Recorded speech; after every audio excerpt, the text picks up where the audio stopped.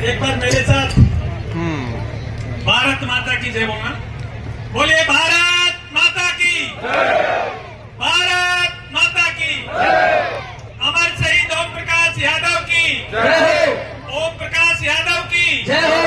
बहुत ही आदर सम्मान के योग हमारे आज की आयोजन की अध्यक्षता कर रहे ब्रिगेडियर शेखावत जी, हमारे विशिष्ट अतिथि के रूप में उपस्थित डीसी राव जी, मंच पर बैठे रेजंगला शहीद स्मारक के अध्यक्ष कर्नल ओपी यादव जी और सभी फौज के सम्मानित और सुसज्जित अफसरानगण, उपस्थित माताओं बहनों, नौजवान साथियों, बुजुर्गों, मीडिया के बंधुगण और सभी उपस्थित अतिथिगण। सबसे पहले तो मैं 1857 से आज तक के सभी शहीदों को नमन करता हूं और इस मरलाने की पावन भूमि पर हुए तीनों अमर शहीद, शहीद सतीश जी, शहीद जगमाल जी और शहीद ओम प्रकाश जी, तीनों को मैं अपनी तरफ से श्रद्धा सुमन अर्पित करता हूं और नमन करता हूं। आप सभी इतनी बड़ी संख्या में आए और कुछ भाई, क्योंकि पंडाल के पास जगह नहीं थी, धूप में खड़ा रहना मुश्किल था, कुछ तो पेड़ों की छाया में बैठे हैं, कुछ को जगह नहीं मिली तो शायद चले भी गए। सभी को मैं अपनी तरफ से हार्दिक धन्यवाद करता हूं। माताओं बहनों को भी इतनी बड़ी संख्या में आई शहीद की इस श्रद्धांजलि सभा में आप सभी का पुनः स्वागत है। देखिए, जब हम शहीद की बात करते हैं तो उस व्यक्ति की बात करते हैं जो अपने देश को अपनी जान से भी, अपनी प्राण से भी ज्यादा प्यार करता है। अगर आप लड़ाई की कल्पना करें, क्योंकि हम तो कभी फौज में रहे नहीं, लेकिन जब हम फौजी बलिदानियों की कहानियां पढ़ते हैं तो जिस स्थिति में वो युद्ध करते हैं, कोई किसी के सर के ऊपर से गोली निकल रही है, किसी के कान के पास से गोली निकल रही है, और फिर भी हौसले इतने बुलंद हैं कि केवल और केवल आगे बढ़ने की बात करते हैं, कभी पीछे मुड़ के नहीं देखते। मैं समझता हूं, मैं कल्पना करता हूं कि उस समय जो उनमें जुनून होता है, वो सारे रिश्ते नाते, पीछे भाई बंधु, बच्चे, परिवार, सबको भूल जाते हैं और उनको एकमात्र सामने नजर दुश्मन आता है कि हमें इस दुश्मन को खत्म करना है, देश की मातृभूमि की रक्षा करनी है। उस जुनून के साथ फौजी लड़ते हैं। और भाई, मैं तो हमेशा कहता हूं कि प्राण से बड़ी कोई कुर्बानी नहीं होती और शहीद से बड़ा कोई सम्मान नहीं होता। और केवल शहीद ही नहीं, उसके परिवार के लोग, उसकी पत्नी, उसकी मां, उसके भाई, उसके बेटे, बच्चे, ये जानते हुए कि फौज की नौकरी में कभी भी कुछ हो सकता है, फिर भी देश की रक्षा के लिए अपने परिवार के लोगों को सेना में न केवल भेजते हैं बल्कि उनको प्रेरित करते हैं कि देश की रक्षा करो। मुझे याद है 2014 से जो 19 तक की जो विधानसभा की टर्म थी, एक दिन बजट सेशन पे, बजट पे डिस्कशन हो रहा था और मुझे ध्यान है खिलाड़ियों के लिए उस टाइम कुछ पुरस्कार राशि की घोषणा की गई थी।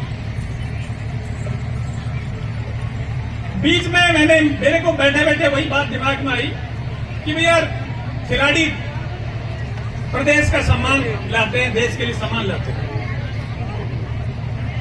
उनको जब सम्मान निधि करोड़ों में दी जाती है, तो जो शहीद जो अपने प्राण दे देता उसके लिए तो दुनिया खत्म हो जाती है। हम कहते हैं जान है तो जहान है। शहीद के लिए तो अपने प्राणों की कुर्बानी देने के बाद में तो जान ही खत्म हो जाती है, दुनिया खत्म हो जाती है। पर उसके लिए भी करोड़ों में अमाउंट होना चाहिए। और मैं खड़ा हुआ, कैप्टन अभिमन्यु जी वित्त मंत्री थे, मैंने बीच में खड़ा होकर कहा कि बड़ी खुशी की बात है कि खिलाड़ियों को प्रोत्साहन राशि दी जाती है, लेकिन एक और वर्ग है जिसका योगदान देश के लिए सर्वोच्च है, उससे बड़ा योगदान किसी का नहीं हो सकता। तो मैंने कहा कप्तान साहब, उस टाइम शहीद की सम्मान की राशि 50 लाख रुपए थी। मैंने कहा कप्तान साहब, अगर आज ही शहीद की राशि भी 1 करोड़ रुपए की घोषणा कर दो तो ये बहुत अच्छा रहेगा। खैर उस समय वो बात सिरे नहीं चढ़ी, लेकिन किस्मत से 5-6 महीने के लिए मुझे सैनिक कल्याण मंत्री के रूप में काम करने का मौका मिला। मैंने पहली मीटिंग में जो वो वहां के एडिशनल चीफ सेक्रेटरी थे उनको कहा, मैंने कहा वो एक मैंने मांग रखी थी श्रीमान जी, उसका क्या रहा? कहने लगे जी वो अब इस पे कर लेते हैं। मैंने कहा वो फाइल बना के लाओ और 1 करोड़ रुपए की घोषणा करो, मुख्यमंत्री जी से मैं स्वीकृति दिलवा। तो उसकी स्वीकृति मेरे रहते हुए माननीय मुख्यमंत्री जी ने स्वीकृत कर दिए 1 करोड़ रुपए। उसकी नोटिफिकेशन, क्योंकि फिर अचानक आचार संहिता लग गई थी, ध्यान हो आपको, उसकी नोटिफिकेशन चुनाव के बाद में हुई है और अब वो 1 करोड़ रुपए शहीद को दिया जा रहा है। क्योंकि शहीद बड़ी विकट परिस्थितियों में काम करते हैं। अभी ब्रिगेडियर साहब से बात कर रहा था मैं, उनके दादाजी सेकेंड वर्ल्ड वॉर में युद्ध के योद्धा थे। वो कहते हैं कि उनका एक पूरा जबड़ा, नीचे का जबड़ा सारा गायब हो गया था और मृत समझ लिया था। जब लाशों को उठाने का काम किया जा रहा था तो कहते हैं जो एक नर्स जो थी, जो उनको वहां सहायता का काम कर रही थी, कहते हैं उस नर्स की उनको होश था, उन्होंने उस नर्स की उंगली ऐसे पकड़ी, पकड़ते ही वो चिल्लाई कि ये तो जिंदा है, और फिर उनको ले गए। कहते 4 महीने बाद में वो घर आए, उनको वहीं से हॉस्पिटल ले जाया गया, बगैर जबड़े के कई साल रहे। मैं झज्जर में एसडीएम था 1990 में। एक विक्टोरिया क्रॉस होल्डर थे major Umrao Singh ji, honorary captain थे उमराव सिंह जी। वो आ गए एक दिन किसी काम के, पलड़ा गांव है झज्जर के पास, वो किसी काम के लिए आ गए। तो मुझे बड़ी उत्सुकता थी जानने के लिए। मैंने कहा कैप्टन साहब कैसे मिला विक्टोरिया क्रॉस आपको? तो कहने लगे लड़ाई जब अंतिम दौर में थी, हमारा भी एमिनेशन खत्म हो गया, उनका भी खत्म हो गया, और कहता है बाद में 2-3 आदमी उधर से बच गए, मैं अकेला बच गया, उनके पास भी एमिनेशन नहीं था। कहता मेरे शरीर में बैनेट के घाव थे कई, बिल्कुल घायल अवस्था में था। बोला फिर मेरे को और तो कुछ नहीं सूझा, वो जो 303 की राइफल होती थी, बोला उसको बैनेट की तरफ से पकड़ के और उसका बट जो है, कहता तीनों के सर पे मैंने पूरे जोर से तीनों के एक प्रहार किया और तीनों गिर गए। और बोला उसके बाद में मैं भी गिर गया, मुझे नहीं पता मैं कहाँ था। बोले बाद में कोई हेलीकॉप्टर बाद में वो रेकी कर रहा था, उनको मेरे शरीर का कोई अंग हिलता हुआ दिखाई दे गया और मेरे को उठा के ले गए हॉस्पिटल।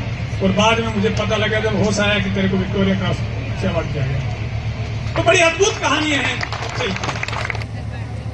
आदमी के अंदर इतनी प्रतिभा होती है, इतनी क्षमता होती है कि यदि व्यक्ति किसी भी काम को करने से के बारे में सोच ले, तो मेरा ये मानना है कि दुनिया की ऐसी समस्या कोई नहीं है जिसका समाधान साथ न हो। समाधान हर समस्या का, पर शर्त यह है कि उस समस्या के साथ दिल से अपने आप को लगाना पड़ता है। अगर दिल से उस समस्या को दिल में धारण कर लेते हैं तो वो आपको सोने नहीं देती। लगातार चिंतन चलता है, विचार जब चलता है तो समस्या का समाधान मिल जाता है। मेरे को एक बहुत बड़े पार्टी के अधिकारी ने एक बार पूछा कि डॉक्टर साहब ये पानी वाला काम इतना बड़ा आपने कैसे कर दिया? मैंने कहा जी ये पानी ही मेरे को नौकरी छुड़वाई थी इसने। मैं जब इस इलाके में आता था तो सारी धरती नागर चौधरी के आसपास पूरा इलाका खाली रहता था और मेरे दिमाग में ये बात आ गई थी कि इसका समाधान है और तरीका भी मुझे नजर आ गया था। और इसीलिए जब मैंने सोचा कि खुद मरे बगैर शहीद नहीं हो जाता, तो मैंने कहा नौकरी छोड़ते हैं, देखते हैं अगर कुछ मिल जाता है तो करते हैं। और मैं आप सभी का धन्यवाद करता हूं कि मुझे मौका मिला और मैंने आपको काम करके दिखाया।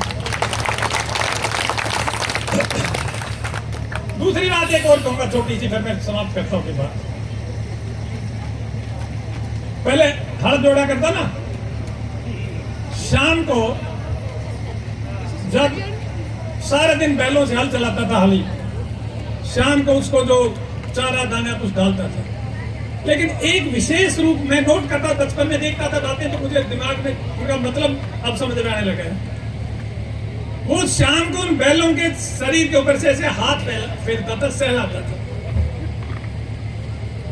और वो सिर्फ संवेदना थी उसकी। उनको ये जताना चाहता था तुम मेरे लिए बहुत काम कर रहे हो, शाबाश, बहुत बढ़िया, लगे रहो, मैं तुम्हारे साथ हूं। तो भाई कोई काम करने वाला से है अगर कोई समाज में, तो उनका सिर पे हाथ भी फेर दिया करो।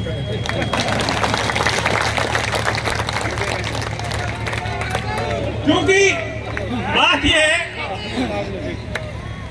कि काम तो जो हड़को बल्ब से ना वो या उसे